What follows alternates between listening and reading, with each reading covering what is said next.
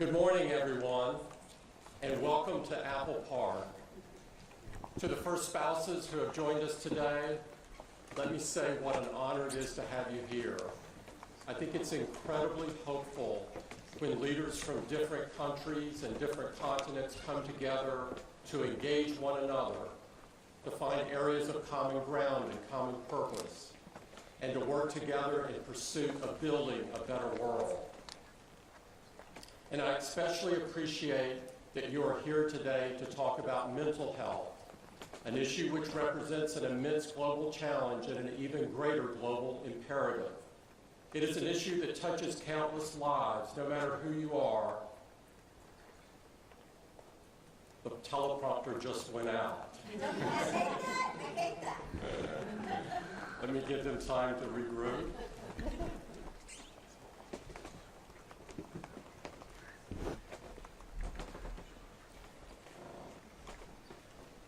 Talk amongst yourselves. Let me just go ahead and ad lib. It is an issue that brings us all together, that we all want to work on so much. I'm here to introduce an extraordinary representative of mental health and an extraordinary representative of the United States of America, Dr. Jill Biden.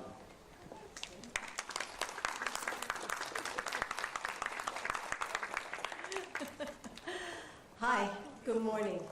So thank you, Tim, for your leadership and your friendship, and it's an honor to be here with you on this amazing, magnificent campus. So thank you, Tim. And I'm grateful to you and to Lisa, Carolyn, Samante, Sumbul, and the health and event teams for helping us host this program today. Honored guests, friends, it's been a pleasure spending time with you at this APEC Summit. And it's hard to imagine now, but this splendid space that we're sitting in, and this company, one of the world's largest, started from humble beginnings in Steve Jobs' small family garage just 15 minutes from here. When Apple began in 1976, computers weren't personal. They were intimidating and unfriendly. So I don't know how many of you remember that when they, okay, we remember it. A couple of us remember when we first saw them or used them. And the purview of engineers and mathematicians, they were using them, not moms and dads and grandparents. So Steve's vision and insight wasn't the iPhone or the idea of how to put 1,000 songs into your head. He believed at our core, each of us is searching for connection, and that technology could facilitate that connection. Steve sought to put the personal in personal computing. Now, technology, computers, and phones and watches help connect us to people who matter most in our lives, their love and their friendship at our fingertips. We can text our children, wishing them good luck on their big exam. We can see our husbands and wives on a computer screen, even if they happen to be on the other side of the world. We can quickly and easily let our best friends know that we are thinking of them. And didn't it all become like so much more important during the COVID-19 pandemic?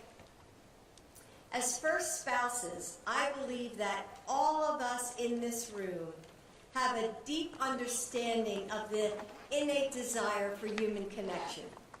We see it every day in our own communities. The way a hug can give warmth and love. How a caring shoulder can ease burdens. How a simple smile can brighten a day. As I've traveled across the United States, I've seen far too many people who are missing this connection and struggling with their mental health. I continue to teach at a community college, and in my own classroom, I've seen how after the COVID pandemic, so many of my students were wrestling with anxiety and isolation and just struggling to connect. Too often, these issues are hidden, swept under the rug and ignored. But when we bring them out into the light, when we talk about them openly like we will today, we can begin to heal. I saw the power of this honesty earlier this year. I met with high school students in the Midwestern state of Indiana who had formed a campus club to help deal with mental health. The club facilitates peer-to-peer conversations and encourages students to talk with the adults in their lives or with a professional. We need to find ways to encourage this bravery. This isn't only an American issue, it's a global one. And I know that many of you have seen similar challenges because we've talked about it. And that's why I wanted to bring us all together this morning to talk about what we're seeing and to share the lessons we've learned. Because when people have the tools and the resources to support their mental health and well-being, they thrive. And they help us create stronger communities and stronger economies. And that's what this APEC Summit is all about. Coming together to build a brighter, more resilient future. So I look forward to hearing from all of you. But first, it's an honor to introduce a young woman of incredible talent and courage, a global superstar who is using her platform as a force for good in the world. Rosé is a wildly popular solo artist and the lead singer of the Korean pop group Blackpink. So you'll have to tell us how you got that name. So she's also an outspoken advocate for mental health and has bravely shared her story in the hopes of helping others. So I'm so thankful that you accepted my invitation to join us today, and I'm also grateful to you, Mrs. Kim, for helping to support my effort and bring her to us. So please join me in welcoming Rosé. Rosé?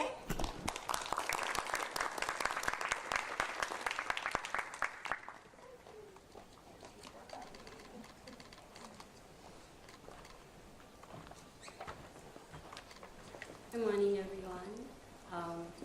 Thank you, Dr. Biden, for that lovely introduction. That's very sweet of you. It is absolutely an honor to be here at the Steve Jobs Theatre to talk with you all about mental health today. I would like to thank the leaders for this opportunity to share my journey as an artist. Yeah, so I discovered my passion for music and started building my career at a very young age.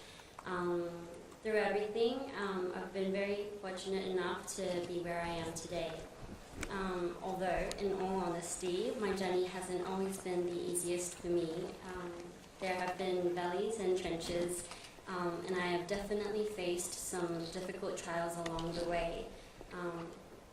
These trials later became lessons for me to learn that in order for me to create and share positivity through my music, my mental health needs to be taken care of as a matter of priority. And prioritizing my mental health has helped me incredibly to complete my recent world tour and meet my fans all over the world. I have discovered, however, that mental health is not the easiest of subjects. As for me, it required much patience and practice, but most importantly, lots and lots of attention, just as we train ourselves for better health and fitness. Mental health can only be maintained with equally, if not more attention as our physical well-being. I hope we can always remind ourselves, no matter what the world may otherwise tell us, that our self-worth is not determined by where we are now, but is to be determined by what keeps us close to the ground, which is a message that a very special song of mine holds, and is what I try to remind myself every day. It is my sincere hope that my music can be a source of inspiration and comfort to my listeners. I will continue to do my best to contribute to the collective well-being of our global community. Thank you for listening.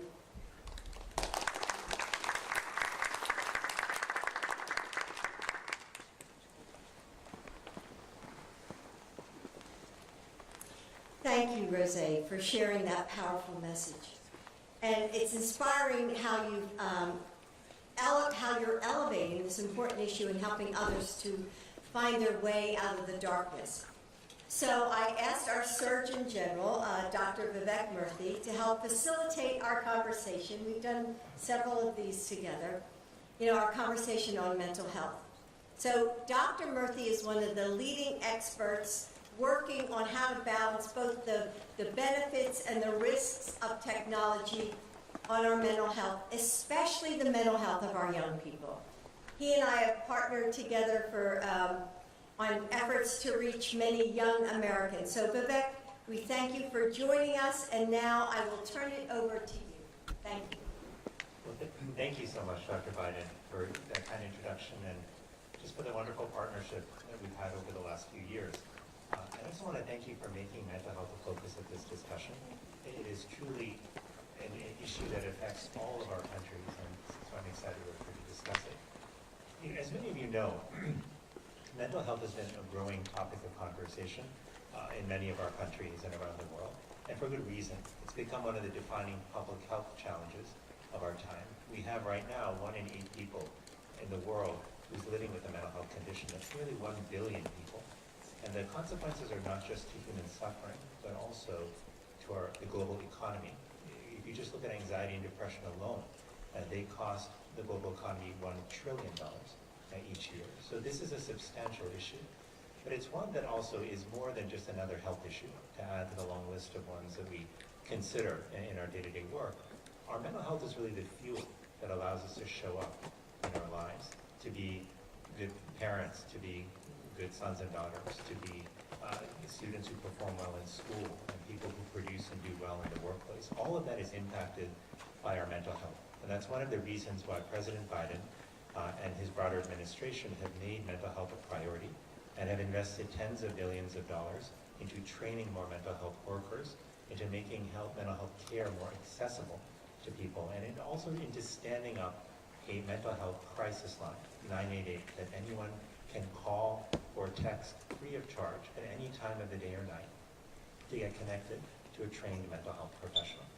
Now, I'll lastly say, as Dr. Biden and I have traveled around the country and have spoken to young people in particular about mental health, these have been illuminating and also very concerning conversations, because what young people talk to us about are their struggles with anxiety and depression. They talk about self-worth and how that has become a challenge for many of them, in that they don't feel often that they are worthy or that they have value. And they also talk about their struggles with loneliness and isolation, which have become global challenges now fueling the broader mental health crisis. So this is why we're here to talk about mental health today. From our office, the Office of the Surgeon General, we have issued Surgeon General advisories to call the country to attention and action around youth mental health more broadly, around loneliness and isolation, and around social media and its impact on youth mental health. But as we talked about in the beginning, this is a global problem. And so I'm excited today for us to have the chance to reflect on that together and to talk about our experiences and perhaps a path forward for our countries and for the world. So with that said, let me open with this question. I was just curious, given each of your unique and valuable perspectives, why do you feel that mental health should be an important priority for the world? Anyone can start us off.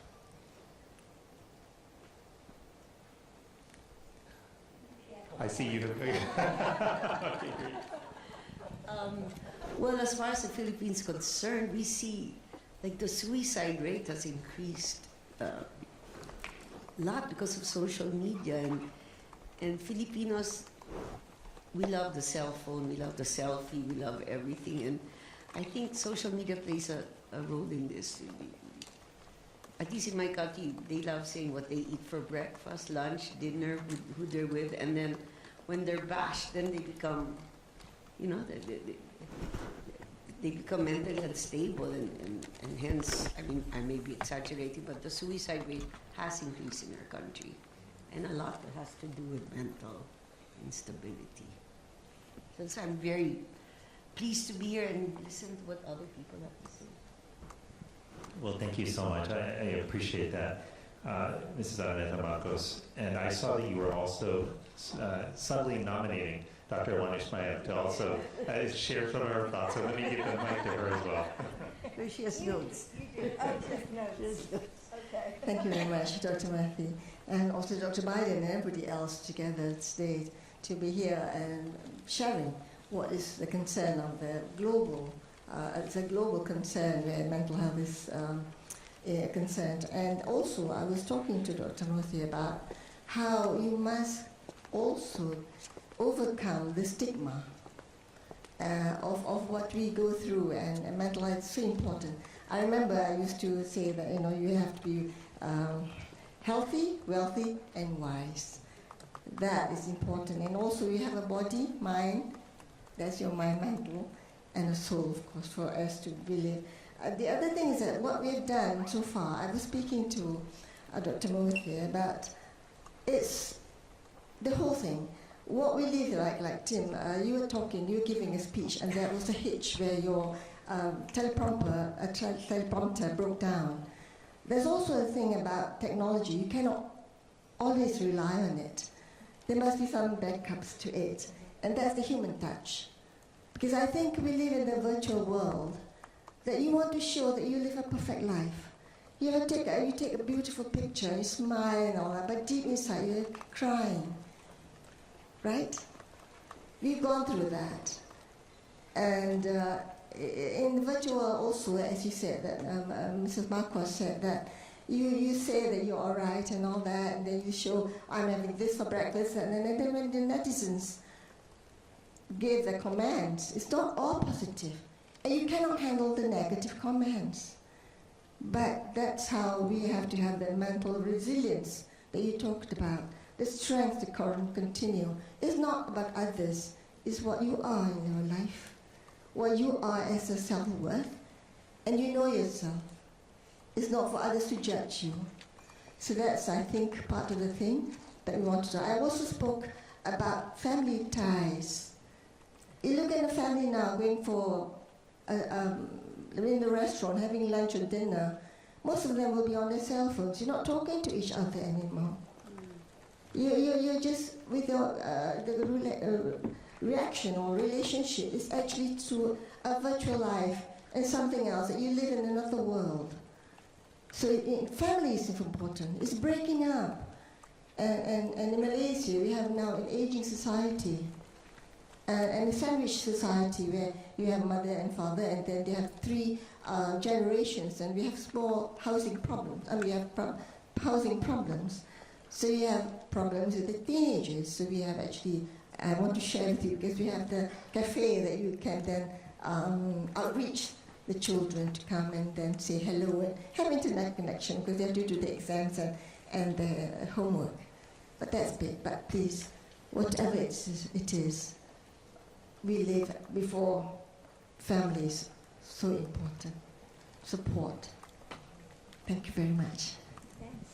That's beautifully said. Thank you so much, Dr. Juan Ismael, for sharing that. Yeah, I want to move to another question, which is just around how we have these conversations. We know that for years, mental health was something that people associated with shame, and they didn't want to talk about their mental health. They were okay talking about twisting their ankle or getting pneumonia, but not about depression or anxiety. I'm curious, do you see some of that shame or reluctance to talk about mental health changing around you in your countries? And what do you think we should do to make sure it continues to move forward so that people can talk more openly about mental health? Rosé, did you want to answer that? Go ahead, Rosé.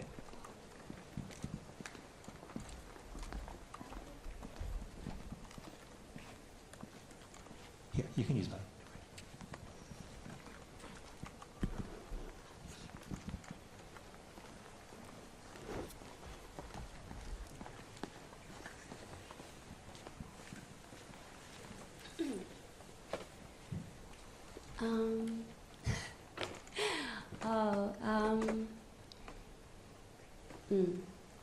don't think it's normalized too much or enough that we speak about how we feel from time to time, and that it's normal to not always be okay. And like you said, I do feel like to normalize that in a day and age where everything is seen on screen and everybody gets to comment on how they feel about a certain situation or not, that it's okay that somebody feels some type of way, and that you know, we normalize that we are all human beings and that we have our own emotions. And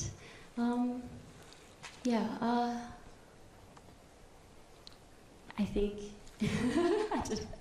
I think that would be very good part for everybody who works under the eye of, you know, the public eye, and that would really be helpful. You know, Vivek, can you hear me okay? Yeah. So I think when I was growing up, people who were older, we never ever spoke about mental health. It was, you know, there was shame attached to it. But what I find as a teacher now, and having my own young grandchildren in their 20s, I think they're much more open to talking to one another. I think there's far less shame, and I think once someone starts the conversation, I feel that others join in and say, yes, I've been feeling that way too, or this is how I handle that problem. Or so I think as we go on, and especially after the pandemic, that people are much more open to want to share and communicate with others. And Tim, do you find that's true? I think that's absolutely true. I think that versus when I was growing up, it was so taboo to talk about your mental health at all. It was basically off limits. Mm-hmm. I think today we have moved in a positive step. I think there's more to do and more to go, and likely more role models needed to step forward and talk about their mental health, such that other people will feel more comfortable because the snowball starts to roll. And, but I do think we've come a long way in this area. Mm-hmm. Yeah. Let me just add, as a professor, I know it doesn't sound like it's all about okay, so like during pre-COVID, like you start your class with saying, how was your weekend? And people, your students would talk. But after COVID, I distinctly, how was your weekend? They were just quiet, like maybe because for 2 years they never talked to each other, right? Or it was all Zoom and all that. So, but now I think we're beginning to, well, hopefully, get into the groove of opening up and talking. socializing, right? Yeah, I agree with that. But there was a marked difference. You know? Yes, oh, definitely. Definitely a marked difference of being in their homes, being isolated, and like you're saying, Vivek, being lonely. You know, and think of how the rates of child abuse went up, domestic violence went up. You know, who knows what was happening in their homes, right? And before they were at school and they didn't see a lot of it. But, you know, I think it's just human nature. You get on one another's nerves. So after a while, and I think a lot of that, you know, so people withdrew, I think. But I don't know. I think you're exactly right. And one thing that I'm reminded of is I was with a group of college students recently, and they said to me that the experience of COVID made them feel like they aged backward. That was the term they used. And they spent that specifically in terms of their social comfort and skills. They said that even though the pandemic is much better, they still feel like they're trying to catch up. And I'm curious, in your experiences, when you think about the last few years, which was such a difficult time for the world with the pandemic, what impact do you see that having on mental health more broadly, particularly on kids? All they did was robo-block. There was no social interaction at all. And the parents, just to shut up the kids, would give them more and more roadblock credits. But it was COVID, right? So everybody tried. Rachel, did you want to add to anything about how you feel that kids are coping pre-pandemic, post-pandemic? Oh, you can't speak. Here.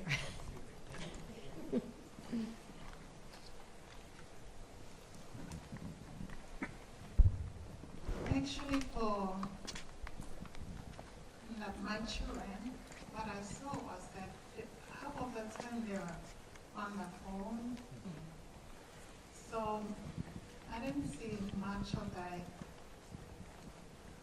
the reaction that I got from them that they had that issue. Maybe they didn't speak up, but like we saw that, most cases were restricted. So they couldn't do much, but maybe they were communicating with their siblings on the phone. So that's what I saw from the children. But during pandemic back home in PNG, we didn't have much of the effect on the children.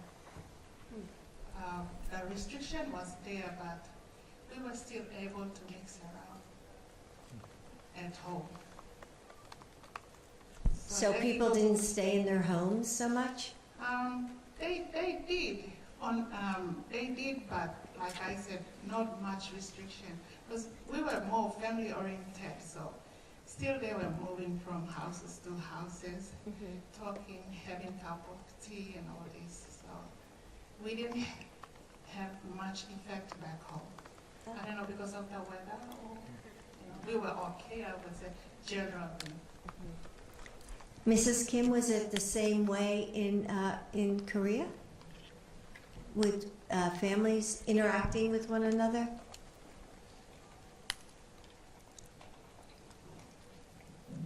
뭐 다른 나라와 마찬가지로 한국도 마찬가지였을 것 같습니다. Oh, I'm sorry. 리스버를 살 때입니다. I thought we were going to have an interpreter. We got to put this in our ear. Okay.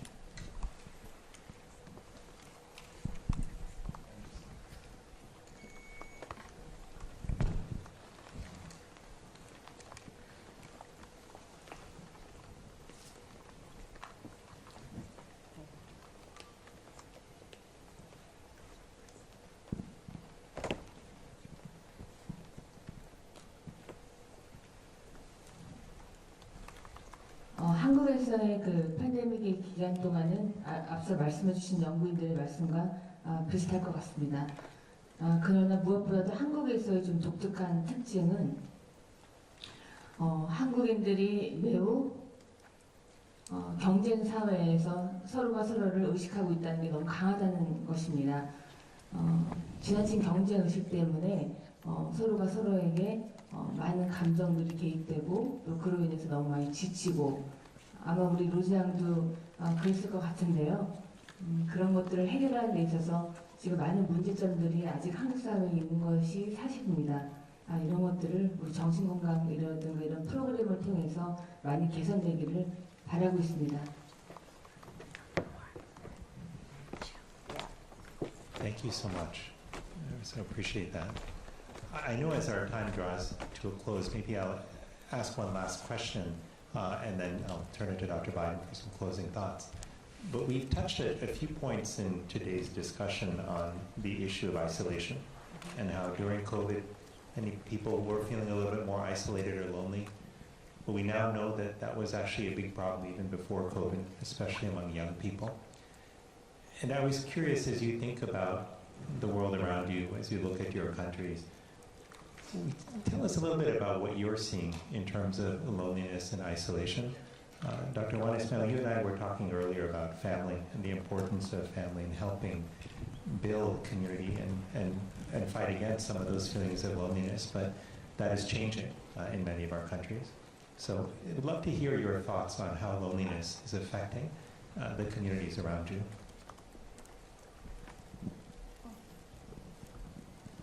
You see the higher incidence of being lonely, and then depression sets in, and then no coping mechanism, and you will have a little bit of them on the edge, and they have suicidal tendencies and even suicide. So these are things that you have to look out for. What are the impending telltale signs, alarming reaction and things like that, that you like to stop it and intervene.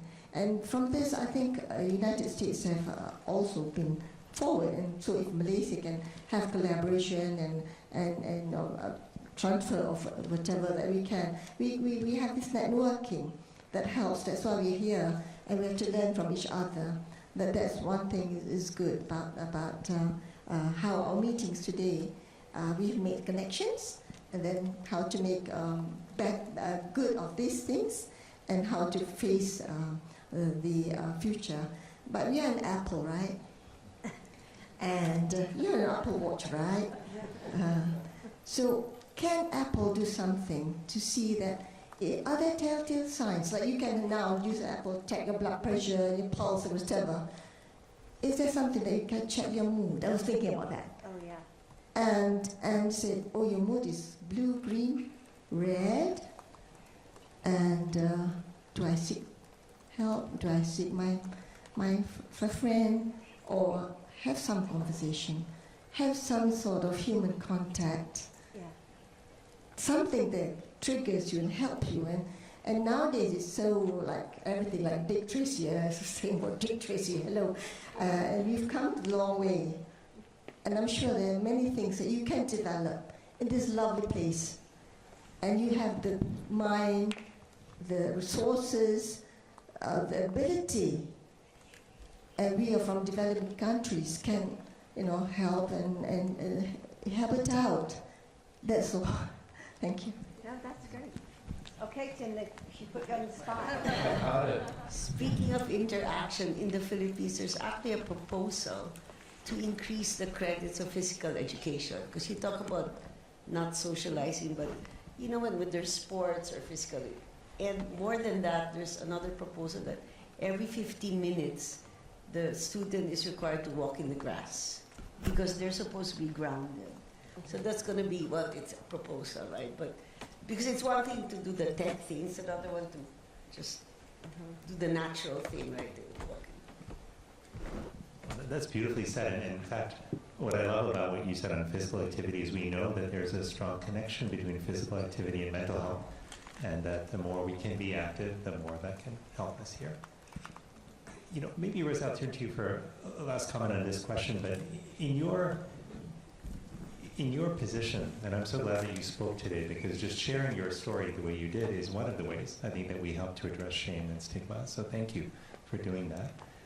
But in your experience, you look at the people around you and you look at the fans that you interact with, are you seeing loneliness and isolation as challenges? And if so, I'm curious how you think we can address those.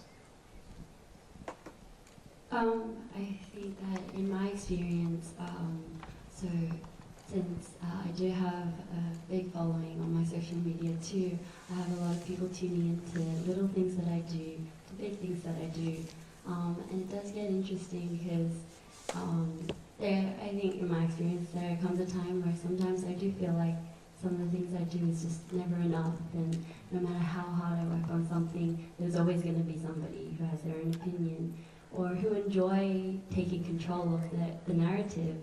And so that comes to me as a sense of loneliness, sometimes feeling like I have such a huge following of people who seem to all love me, however, just the small part that, that are not always on my side, feeling like that small part kind of overpowers it all, and just feeling like I'm vulnerable in this whole journey with this massive following. And so I think, yes, so social media does affect me, and I'm sure to all fellow artists out there. And being a perfectionist myself, I'm usually very hard on myself, but to have thousands and thousands of other comments, and not always feeling like I've got everything under control does come to a sense of loneliness. And then I definitely feel like there must be so many people out there who feel the same way as I do, because I'm just another person too. And so, yeah, that's been my experience. And like you said, I feel like communication is key. Sometimes I feel like I cannot speak out about certain issues where I feel like I just want to be honest, but I do think that communication and being more open about our mental health will help everybody in the future. Beautifully said. Thank you, Rosé. And I think it's especially powerful that we are all sitting here, all of you as representatives from countries with very different cultures, and talking about a universal concern. Because regardless of what background we come from, it does feel like we have three critical human needs. We all want to be seen and understood for who we are. We all want to know that we matter, and we all want to be loved. And that is true regardless of where we are in the world. And sometimes this simple act of reaching out to a friend, of reaching out to a family member, of prioritizing time with family, of checking on a coworker or a classmate, these can be moments where we remind people that they matter, that they are seen, that they're valued, and that can help address loneliness, it can help improve mental health and well-being. So I'm so glad that we had the chance to talk about these issues today, and I'm hoping that we can have more conversations like this that illustrate the kind of common shared interest we have and the power of collaboration and conversation. Dr. Biden, let me turn it to you for any last words you may have as we wrap up. Well, Tim, I don't want to put you on the spot, but since you were addressed, I wondered if you had any thoughts about how Apple can be a part of this whole conversation and maybe part of the solution as well. I think we definitely feel the responsibility to be a part of the solution. And of course, we're that's around several things. I heard here today some people spending too much time on their devices. We've never wanted people to spend a lot of time on the iPhone. Yeah. You know, my own view is if you're spending more time on your phone than you are looking into somebody's eyes, you're doing the wrong thing. Very romantic. It's very romantic, but even coworkers. And so we developed things like screen time to help people control the amount of time they spend on devices. We provide somebody with a report every week of how much time they're spending on their devices, and not only how much time, but what they're doing, which apps they're doing it, spending time in. And so the thought process of this is not only for the parent to help with the child, but it's also for the parent to help with themselves. And so we do things like that. On the depression side, we have questionnaires to help people determine whether they're depressed. And we try to prompt them to get help if they are. And you can bet that we're looking at doing even more in the future. But those are just a couple of the things that we do. In addition to obviously the health-related things that we do with checking for AFib and checking for low and high heart rates, with the Apple Watch, checking for falls, checking because a lot of elderly people are on their own. Sure.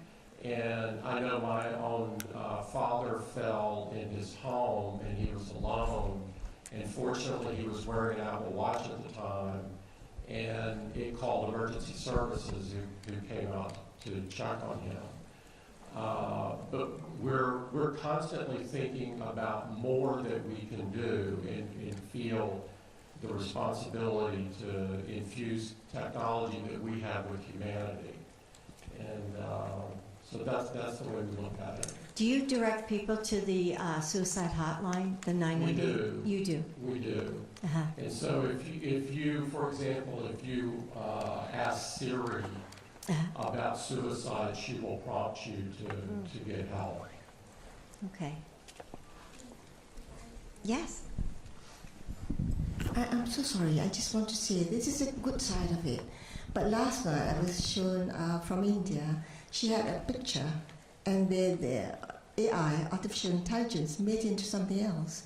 And recently they had a picture of Anwar speaking Korean. because of AI, there is also the negative effects of it that we have to address in some way. That keep it in mind, because I just remembered about it, because everything you do, everything is actually clocked in, and you know you've been watched. Ooh, you know. So if you have an Apple Watch, you're being watched all the time, right? Absolutely not, actually. No, we're the privacy company. And so we believe that privacy is a fundamental human right. And so we collect very little data. The data that is collected is on your device. And so it's much like in the days before technology, where it would be your filing cabinet. We keep things on the device that are sensitive to you, things like your health records and also things like banking records and so forth. These are encrypted end-to-end. Apple doesn't even see them. We can't see them. And if somebody wanted to get that from us, we don't have it. It's data that we never collect. Thank you for the point.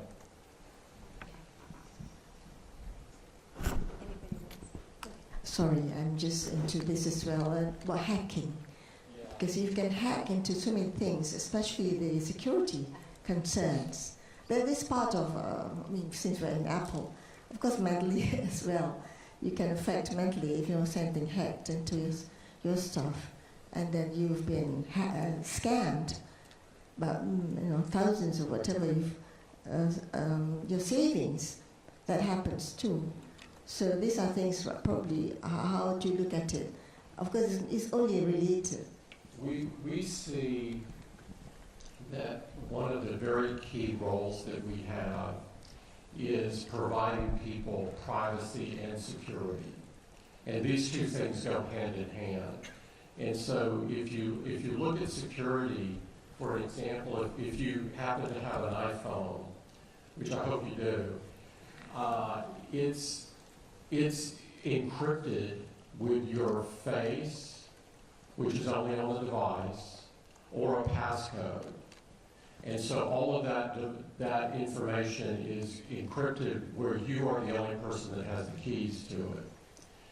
If you store things in our cloud, you have the opportunity to also store them under end-to-end encryption, which is the best mechanism today. We know how to safeguard your information. And so we put a lot of energy into making sure people don't need a computer science degree to use our products and to stay private and secure. Dr. Biden, any closing thoughts? Sure. I just want to say, thank you to all of you for being here, to being a part of this discussion. I think it's a powerful way to close our time together.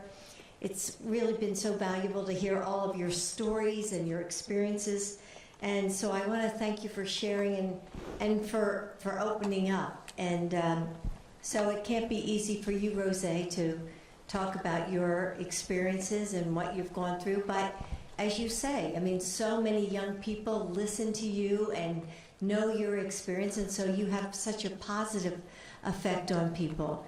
And I'm really inspired, really, by all of you, by your dedication to improving mental health in all of your countries. And, we need to address this globally, and that's why we have this discussion today. And, and why, Tim has been such a gracious host to host us so that we can continue this dialogue. And I also want to say thank you to the staff here at Apple, because without you, really, this might not be possible. Right, Tim? That's exactly right. So I want to thank you all for being a part of it, because it really does make a difference. And so we hope to get the word out, and that, more people, that we can improve mental health, not only in the United States, which I know we're working on each and every day, but in all your countries as well. Thank you.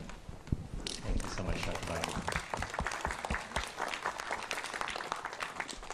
Thanks, everyone. We'll now transition to Dr. Desai, who's going to introduce our next session. Dr. Desai?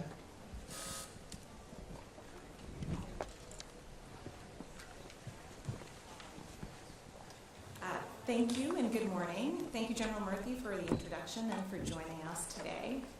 I also just want to thank Dr. Biden for your important words, for your thoughtfulness, and for your commitment to action, to doing something meaningful that will really make a difference for people who desperately need a difference to be made. And to all of the first spouses, thank you for being here and for your contributions to today's discussions. And I would be remiss if I didn't thank Tim. Yes, thank you. I want to thank Tim for his leadership. You know, at Apple, we are putting, as Tim mentioned, a lot of energy into improving people's health and well-being, both physical and mental. And Tim is truly one of the biggest champions of that work. In a world with more than 1 billion people suffering from mental illness, as Dr. General Murthy mentioned, I think we all understand innately that solving the global mental health crisis means breaking down all sorts of barriers. And as was mentioned, stigma is one of them. And your being here today itself is an act of breaking down that barrier, of dispelling the false notion that taking care of your mental well-being is cause for shame. Of course, there are other barriers too, as we know, barriers of access, barriers of understanding and knowledge and awareness. And what's clear is that if we're going to be serious about taking on this challenge, we're going to need everyone with the power to do something. So thank you for all of the comments today. At Apple, as Tim mentioned, we really feel a deep moral responsibility to be a part of that effort. We want people to be at the center of their health and empower them to take tools to take action. And we're asking questions around the center of our spheres of expertise. How we can use technology to break down some of the barriers we discussed and improve our well-being for all of our users. And also, how we can use our platforms to reduce those stigmas that we talked about, increase awareness, help people get in touch with themselves so that they can lead happier and healthier lives. As one example, science tells us that the simple act of reflecting on one's emotions and checking in and naming what you're feeling can actually help you build emotional resilience. So to answer your question, we actually did build a feature to do that. So you're able to look at check in on your emotion and actually get a lovely image, and we'll be able to share that with you in a little while. And it's something we're incredibly proud of, and that's only the beginning. We find ourselves in a unique place to make a difference because millions of people already have an Apple Watch on their wrists and an iPhone in their pocket. So again, we feel that deep moral responsibility. And that has meant that when we build new science-based tools and create new science-based features, we have a chance to make them available to everyone around the world to have impact. It means that there's a space to truly impact people at scale and help them think about their health on a daily basis rather than when they just get sick. We've already seen the impact of our work in physical health. As Tim mentioned, we help users track their heart rate, warn them of potential irregular heart rhythms, support women's health, and so much more. And, you know, we actually get emails almost every day from users who tell us that in some way, Apple Watch has helped them and even saved them at times. And that motivates us to do even more work.